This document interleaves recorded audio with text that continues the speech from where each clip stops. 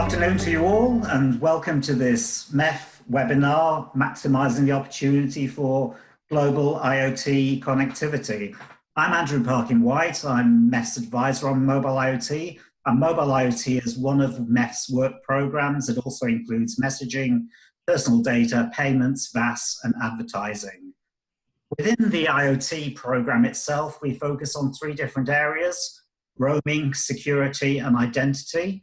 And today's focus is on roaming, and what we try to do is to understand the key issues, market drivers, connectivity and supplier challenges, and most importantly, how they monetize. If you want to know more about MEF, do get in touch with me or my colleagues, and we'd be delighted to tell you more. So first of all, I'd like to introduce our experts for today. So first of all, can we start with you, Kim, please? Yeah, sure, we can. Hello, everyone. I'm Kim Bybjerg, and I'm working with Tata Communications, where I'm the VP of IoT and Mobility. Alistair. Yeah, hi, I'm Alistair Elliott. I'm the CEO of the Pod Solutions division at the Pod Group. And Pod are a global IoT MVNO, so we provide connectivity for the IT industry. And Sam. Yes, hello. I am Sam Barker. I'm a lead analyst with Analyst of Juniper Research, a lead analyst for the telecommunications industry, which obviously includes roaming and as well as the IoT. Thank you all. So today's webinar is going to be running for about 45 minutes. It's going to be recorded, so you'll be able to share with colleagues through the email sent after the session. We'll also be doing a blog and a write-up with links to follow after the webinar. You'll notice at the bottom of your screen there's a Q&A button, and we'd welcome you to submit questions throughout the webinar. We do appreciate your interaction and your views. So we're seeing that IoT global connectivity is emerging as a key requirement for enterprises. So the first question I want to put to the panel is, where is the market opportunity? How large is it? So can I throw that question over to Kim first? Sure, you can. I'm not a big fan of discussing numbers because I think it doesn't really matter how many billions it is. I think we can all agree that it's a huge market opportunity. I know you've done a recent study, Andrew, and probably you want to share your numbers in a minute. But I just say that from my perspective, it gets a bit surreal when we discuss all these, because we all know it's billions. And we know there's a huge market. I think the real discussion and the much more interesting discussion is to have, how do we actually capture that market and how do we enable it and to grow even faster? Thank you, Kim. Alistair, do you have a perspective? Yeah, I think, well, really it's probably a hard one to gauge and put true numbers on it. I mean, obviously we know the IoT industry is scaling, and we do see a massive growth that certainly is coming and has already started to come over the last few years. But we do, looking forward, we do see a massive opportunity coming. And that's going to be both on a global basis, either roaming or maybe an in-country service. So it's probably a hard one to split between the two, but we see advantages of both, working both with local operators and also on a roaming basis to roam across multiple operators in a country. And Sam, I know that Juniper's done some research into the IoT roaming market. What's your take on this question? Yeah, I think the other guys summed it up very, very well.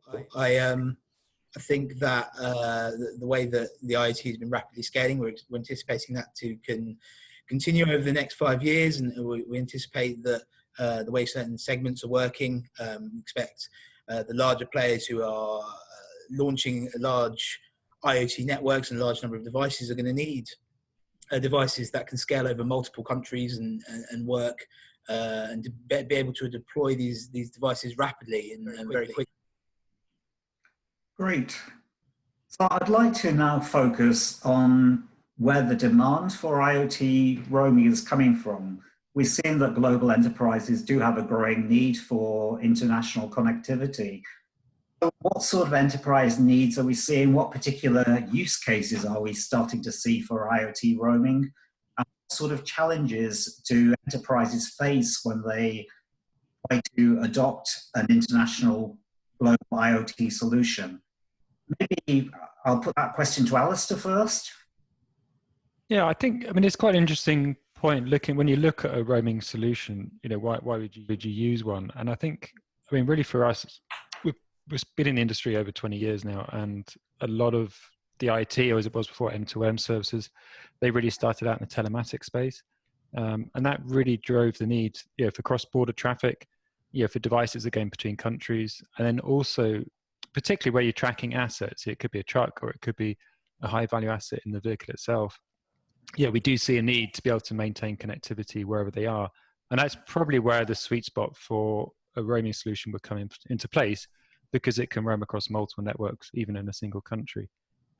So it's come from telematics space, but I think now we're seeing other industries coming into play as well. So it could be, personal health devices. For instance, if you've got a medical monitoring device, monitoring an individual, maintain that connectivity could be important, to actually save somebody's life. But potentially there's other areas which are going to fall into the same kind of area. Lone workers, for example, somebody working remotely, and there's that need for duty of care by the enterprise to track that individual. Having a solution which can use multiple networks really does come into play. So I think we're going to see more and more use cases come out, probably on a similar basis. But I think one of the challenges we also need to maintain is roaming solutions fit a certain sector of the market, and potentially in the past, high costs may have been a barrier for those to adopt. That has certainly come down with the traffic and the volumes we're seeing now. But that's probably the one of the main challenges we've seen in the past. Sam, what are your thoughts on where the actual demand is coming from for IoT roaming?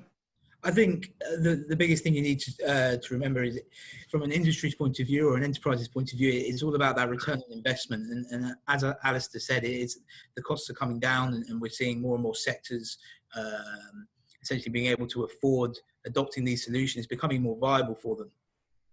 That will continue as prices continue to drop, as essentially the affordability of owning IoT connections and IoT platforms continues.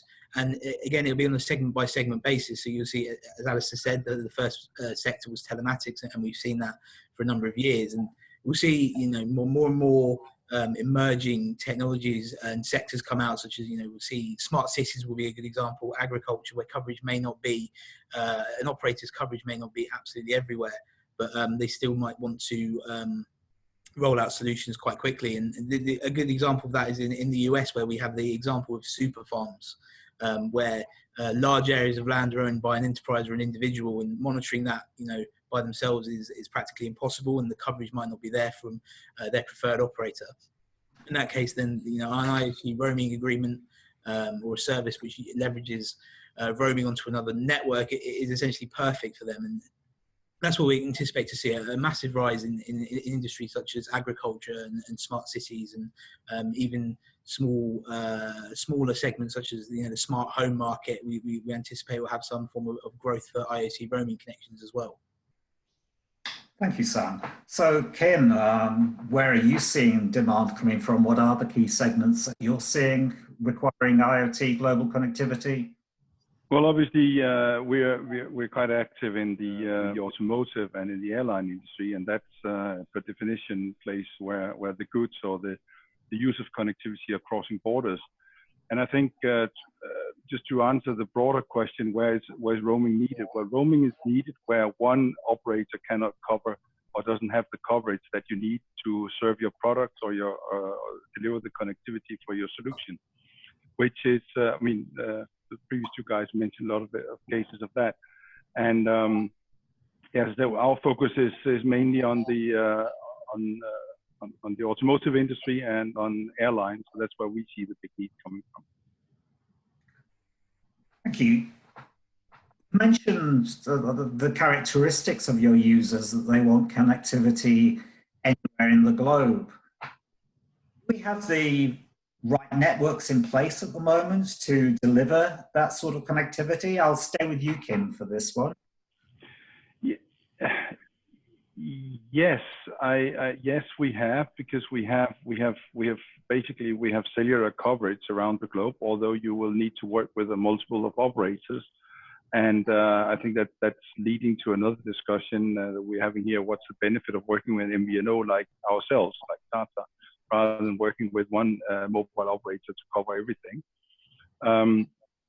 But I think the technology is there. Obviously, for low usage, we also have new technologies coming out, and we also see LoRa and Sigfox, which, by the way, I think are great infill technologies. I don't think they should be single solutions, but they are great infill technologies.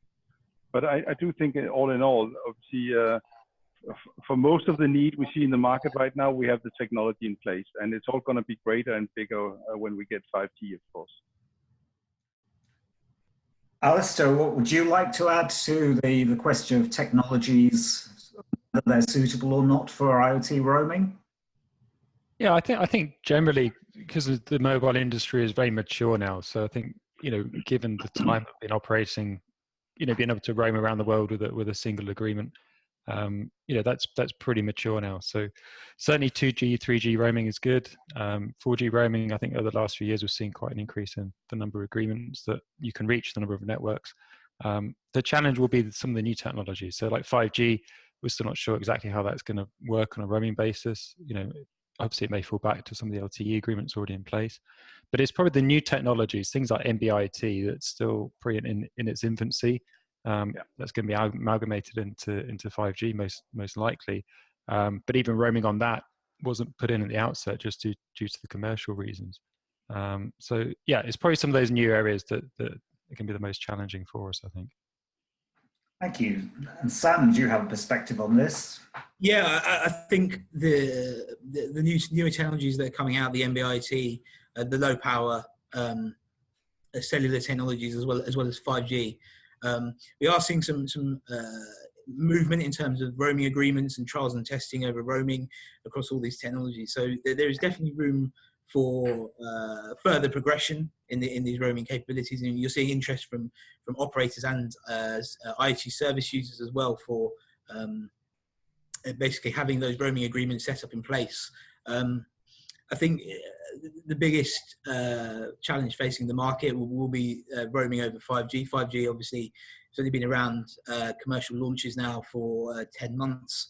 And again, roaming seems to have been a slight afterthought, especially in an international context. And what we're seeing is the earliest of roaming trials and testing, as well as a few agreements and announcements regarding the ability to roam on certain devices. And in an IoT context, I think the ability to roam over these networks is going to be important, but we're going to need to see a progression in roaming agreements that differ from what we've seen over LTE and 2G and 3G connections in terms of fair usage policies and the amount of data that can be used over the visited network. So I think that's the biggest challenge that we're going to see for 5G roaming over the next year or so. So do you see new commercial models evolving? I don't think there's going to be, in terms of a commercial model, anything new. I think it really needs to be viewed as an extension to the agreements that we're seeing now. Especially, as I said, the fair usage policies are going to be the biggest barrier. The standards are obviously outlined for 5G, so the interoperability shouldn't really be an issue. It's really just a case of the operators guarding themselves against connections that essentially breach fair usage policies, and making sure that the fair usage policies that are in place today they accommodate the different nature of 5G, and that's the ability for higher bandwidth and lower latency. It's an interesting point. I mean, some could say there has been a bit of a race downwards with pricing for IoT roaming. The next area I want to start to explore is the whole area of monetization. Of commercial challenges that MNOs and MVNOs are facing in offering global connectivity, and how easy is it to exploit market potential? So I'll put that question to Alistair first. Yeah, I mean, it's quite interesting one from an IoT perspective. I think, so from an operator, if you're a single MNO, there's only certain reach that you've got with your roaming agreements. And it depends how mature that MNO is in the IoT space, whether they can actually provide, a suitable solution on a global basis. So certainly as an MVNO, so we're a virtual operator, we provide a lot of advantages over perhaps an operator, a single operator might have. And, being agnostic to operators, we work with multiple operators globally. We can provide that best of breed solution. And I think that's probably where the sweet spot is. Certainly for an enterprise, if they're looking at a global deployment, perhaps they're not fixed in one area, country, or perhaps a region.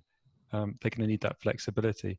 And I think really the commercial agreements that we have sort of dovetail into that quite nicely. It isn't necessarily the cheapest solution as if you took a number of in-country solutions, but there's certainly an advantage, in consolidation and also in working with, a single platform, from an administration point of view to be able to manage everything through one service.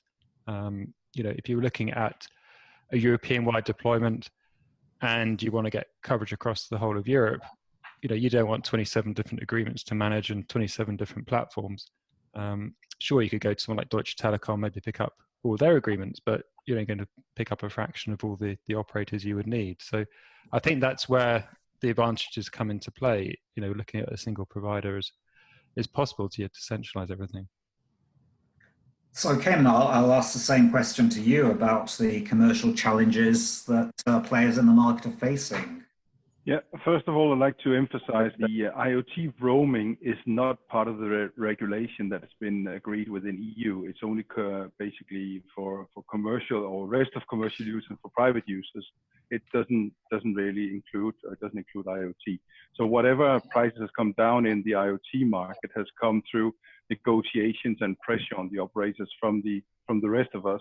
It's not regulated. For us, to a little bit to the same story as with Alistair, I believe we all know that that no operator has global coverage, or even across Europe, it can be a challenge to work with just one operator. Everyone has blind spots where there's little or no coverage, and therefore in the IoT segment where coverage is really crucial, because your devices or your cars or whatever need to be connected all the time.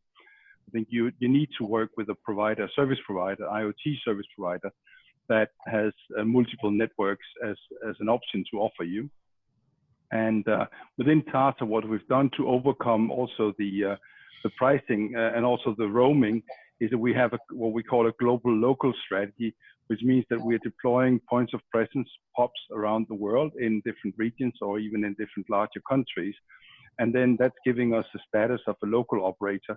And then we can offer the mobile services to our customers with basically with local coverage, but also with the local commercial tariffs, and still only using one SIM card, which is a SIM card or the eSIM from Tata. So Sam, what's your view on how it's looking for the mobile network operators and MVNOs?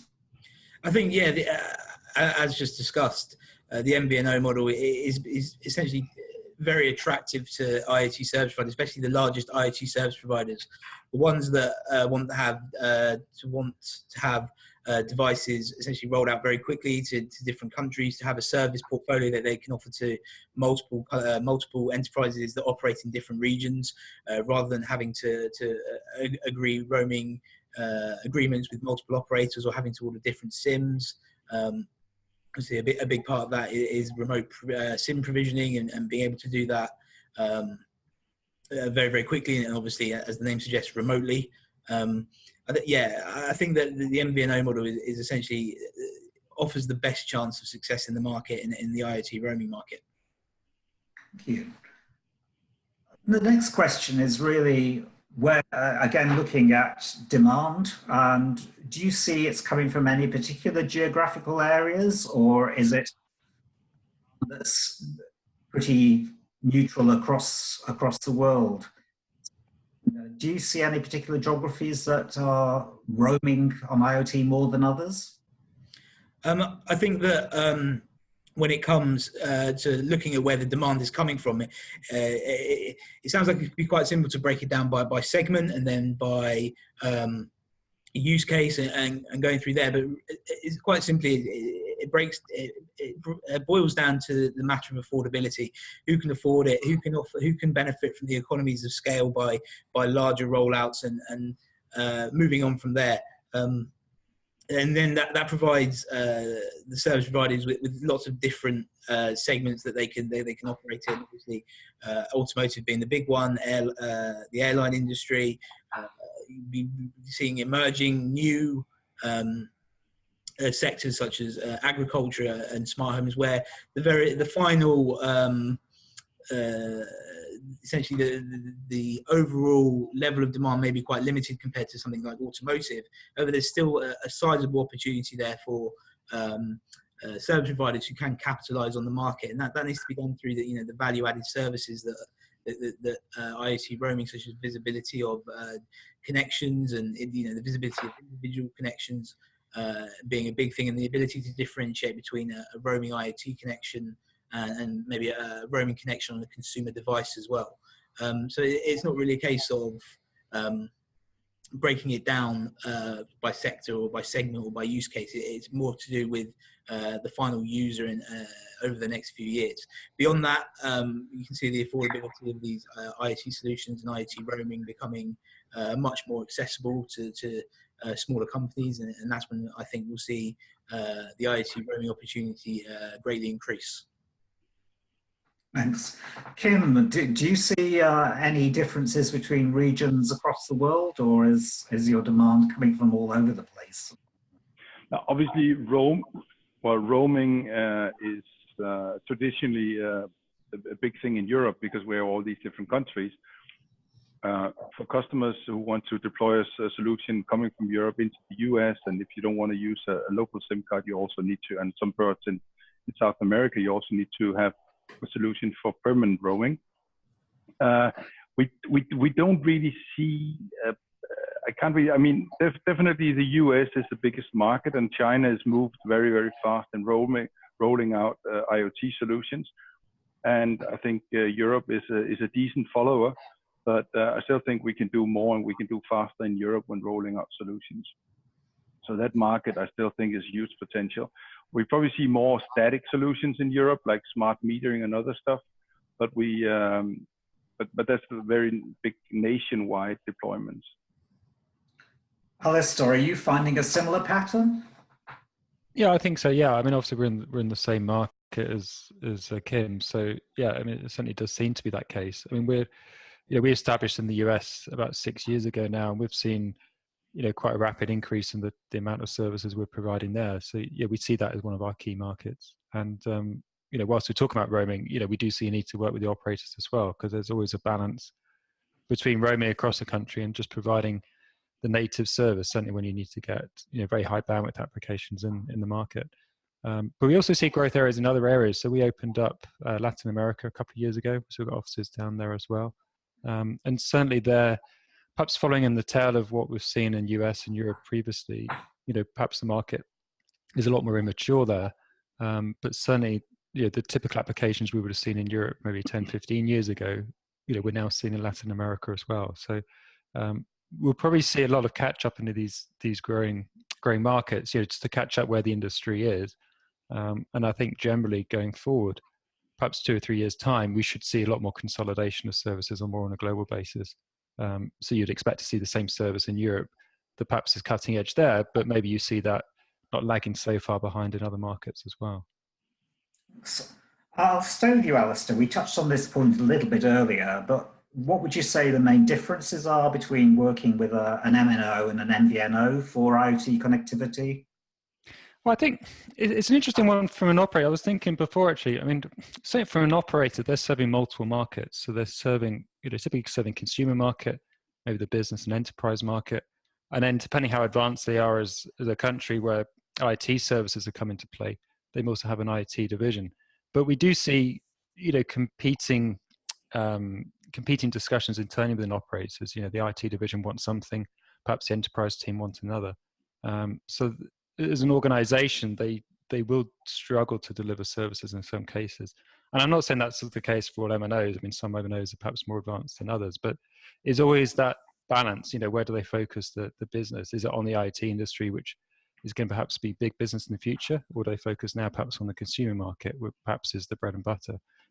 So taking a step back from that as an IoT, like pure play provider, like we are, we can focus on the industry as we need to, and then bring in the services from operators as we see fit, so bringing the best of breed service together to deliver one service to our customers. And that's probably where we operate best, and where the enterprise is best to engage with an MVNO is where they've got that focus. Do you have anything to add to that, Kim? No, well, I'm violently in agreement with Alistair. I think we only have one purpose in life, and that is to make IoT a success for our customers. And none of us have to deal with, when you deal with an IoT service provider, that's all that we care about. We don't have other type of businesses that we need to take into consideration. We don't have a huge installed customer base or a big base of maybe consumer subscribers you also have to think about. So I think we can focus 100% on basically on shaping our IoT proposition and our communications proposition to meet our customers' needs. And I think that's really, I think the focus is what's the big difference. Is that we live and die by this, right? We have no other side's business we can rely on if this goes wrong. We have to be good at what we're doing.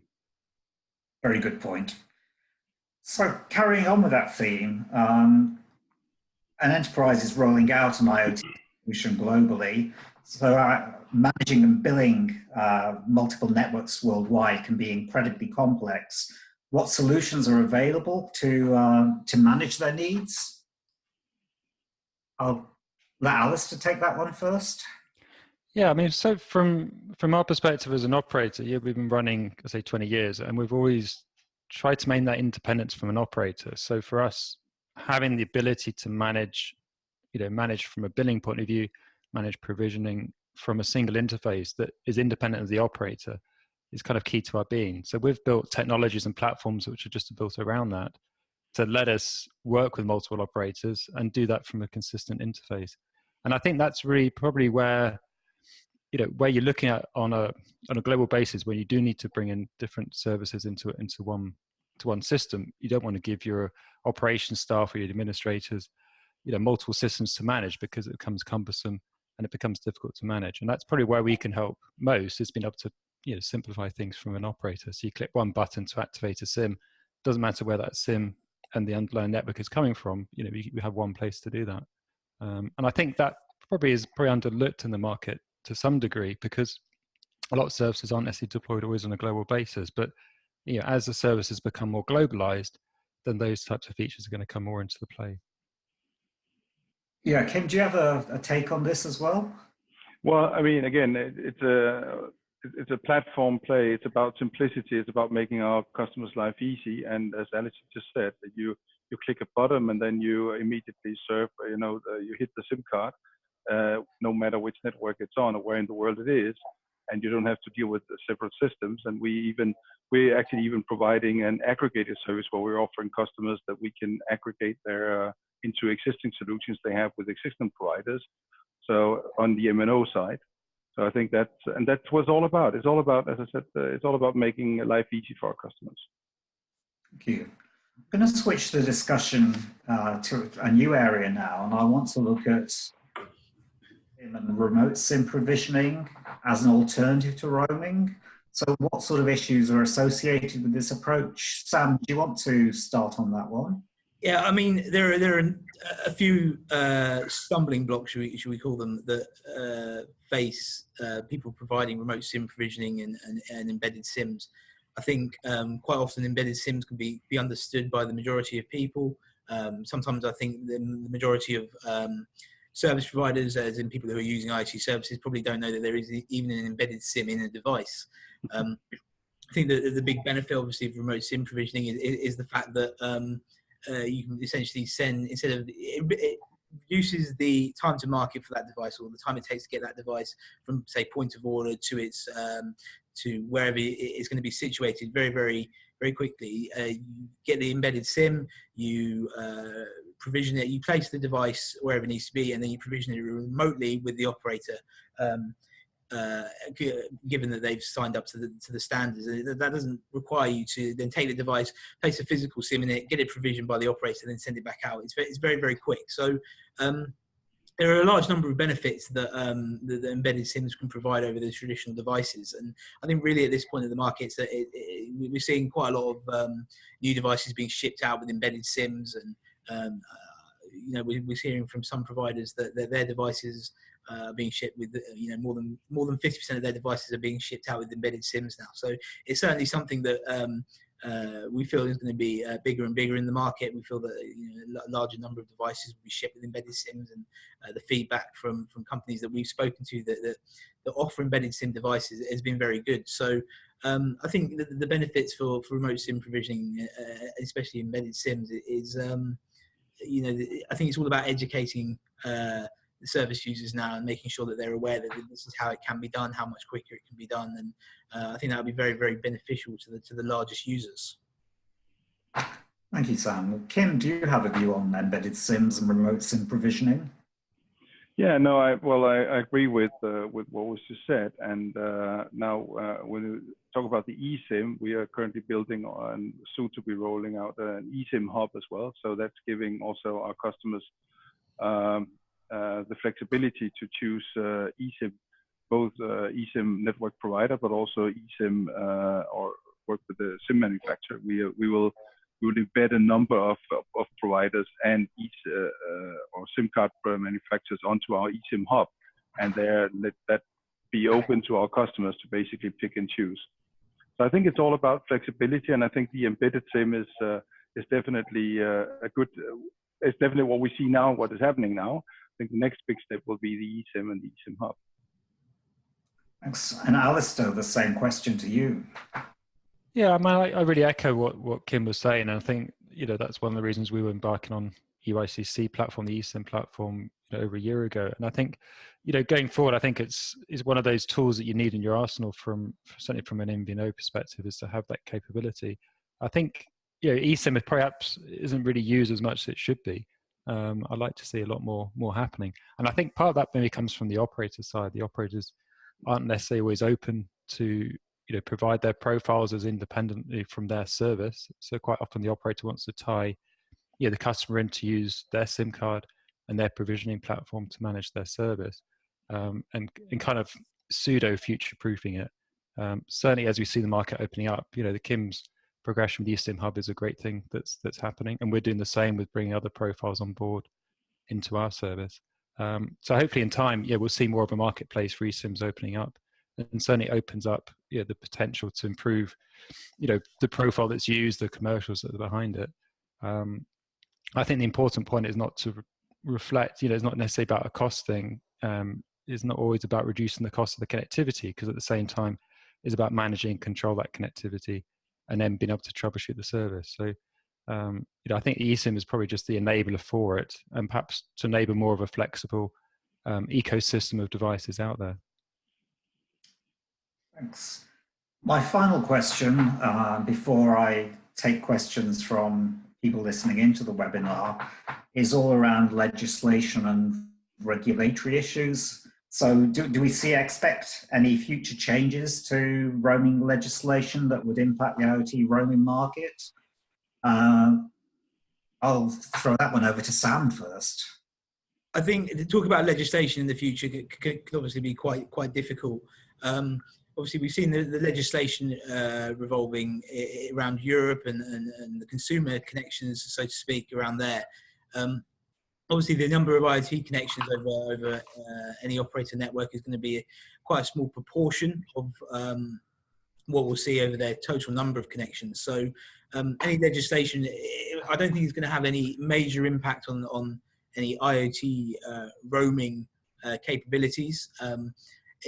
But I think the biggest issue is that if there is going to be any legislation, that operators really need to be front and center of any conversation that's going on. They're the ones with the visibility of each other's, of their networks, and with roaming agreements of connections, that their connections being visited over, being used on visited networks. So they really need to be front and center of that conversation. They need to make sure that any future legislation doesn't really put them in a position where it hinders the progress that the IoT roaming market and the IoT market in general is making. So, operators, in my opinion, need to be front and center of any discussion. All right. Same question to Kim. Are you coming across or expecting to see any legislative or regulatory issues that are going to impact the IoT roaming market? I'm not aware of, and we follow closely, but I'm not aware of any discussions going on at the moment. And I think this is highly well, a market that's driven by the customers and the customers' needs. And I think that's the way to go, basically. And I think that will regulate. Sometimes, of course, it would have been nice if the regulators would have given us, for instance, in Europe, also lower roaming prices. But I mean, it's very much a market-driven market, and therefore I think it's fine. And I'm sure that customers, at the end of the day, the enterprises and the big customers, the big brands of this world, are going to force the development in the market anyway. So I'm pretty confident that we'll get to where we need to get just by normal business and the pressure coming from customers into the market and on us and on the MNOs.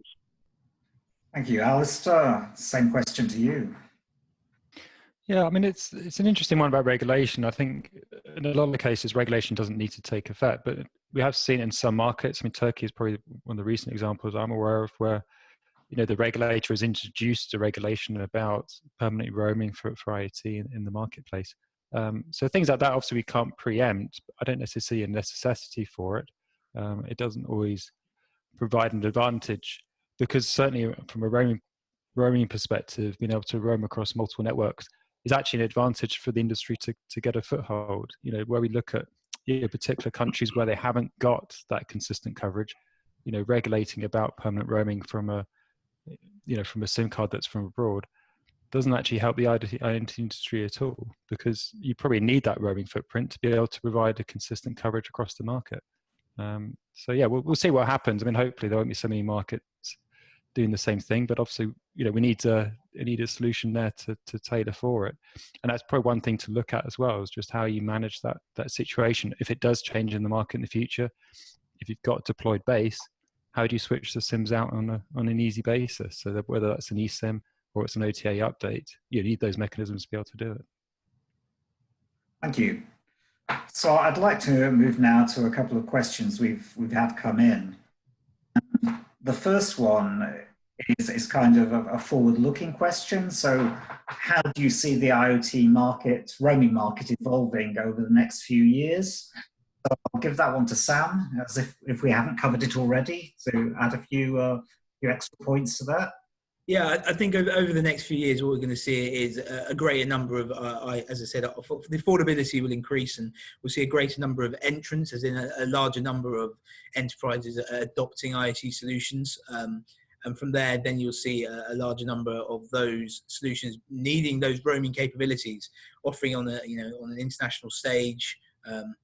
Deployments. I do think that remote SIM provisioning is going to play an important role in doing that. I think education of remote SIM provisioning is going to be basically a catalyst to calming those nerves amongst anybody that may have any second thoughts about launching these products. So over the next 5 years, just a larger number of people accessing IT services, and again, that's going to translate into more and more roaming connections, in an international setting. And it's up to the service providers to make sure that they can deal with any issues regarding, well, not issues, but any policies regarding fair usage or permanent roaming connections. Thanks. Alistair, Kim, have you anything to add on where the market's going to be in the next few years? Much the same or radically different? No, I think it's going to be a lot more of the same, to be honest, and then adding now the narrowband IoT solutions. And Alistair already touched on that earlier when we started, but I don't expect more than that. Yeah, I think the only thing probably to add into it is we do see, as the market becomes more mature and it becomes bigger in size, we do see more and more companies entering the market providing services. And I think, that's certainly an interesting area. Do these upstarts provide the same level of service? Have they got the experience and expertise to deliver those services? So certainly from a competitive standpoint, obviously they're great to have some challenges come into the market, and it certainly lets us be able to differentiate our offering.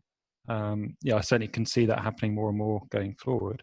But it's it's pretty nature of the thing. It's becoming a very big industry for us. Yeah, one report I read recently said we'll see the emergence of specialist MVNOs over the next 5 to 10 years. Is that something you'd agree with? Yeah, very much so, I Absolutely. think. Yeah. Yeah. Okay.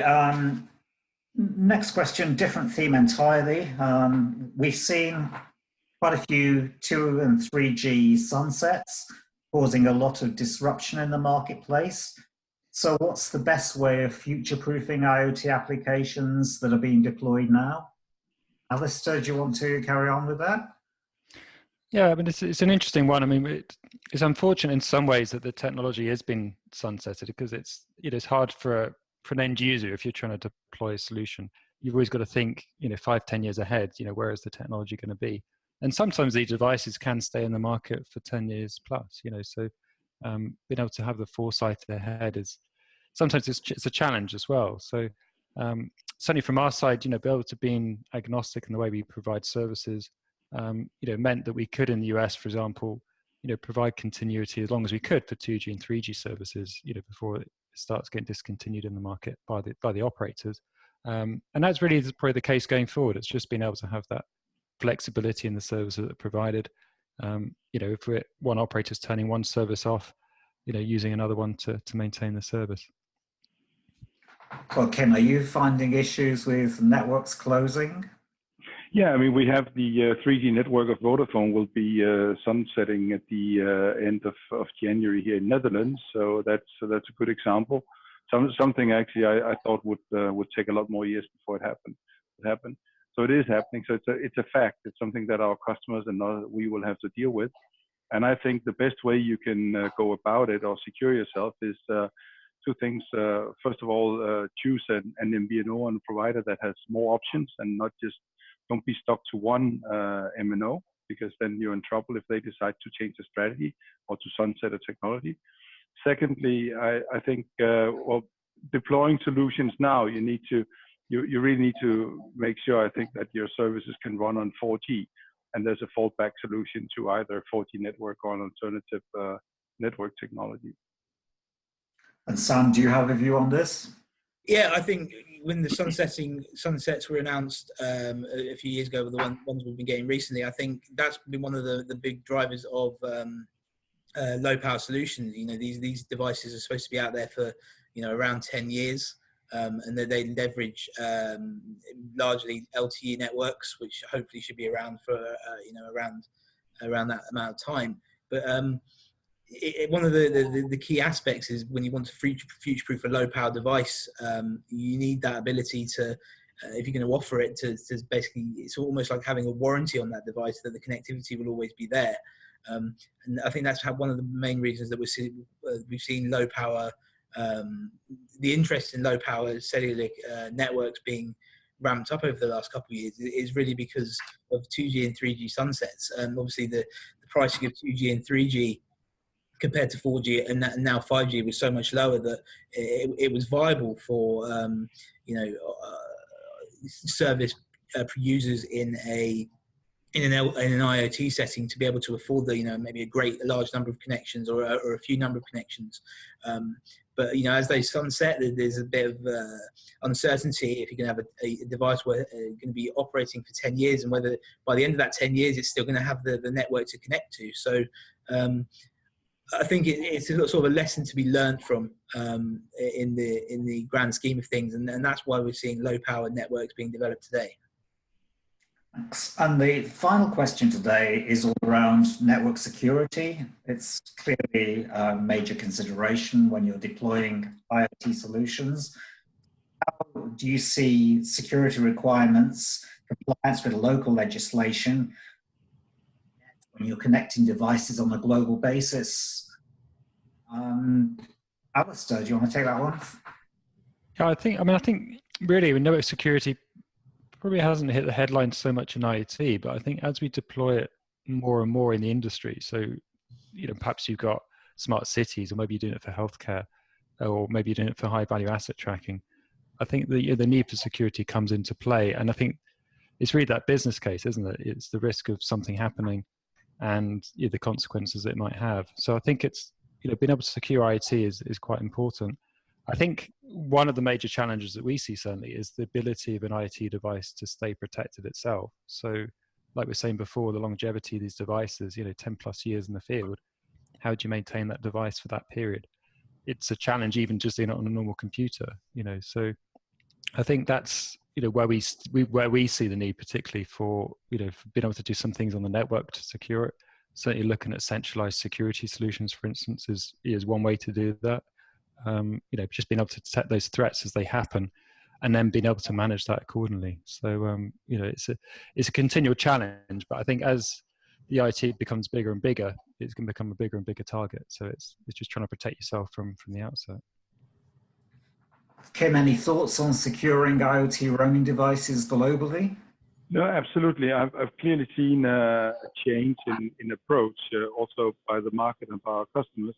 Whereas 10 years ago, 11 years ago, when we started with M2M, everyone was kind of, or even us, we were saying, well, there's enough security. Nobody's ever hacked the mobile network and, SIM cards. So there's enough security in the technology itself.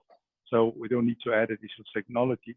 Then guess what happened? Somebody actually hacked the mobile connectivity in the SIM card. And now it's at least in discussions I'm in, it's increasingly a bigger discussion with our customers about security. And we already see a number of industries, a number of customers that want to have additional security put on top of the mobile connectivity. So yes, it's an increasing, I see it as an increasing demand and discussion point.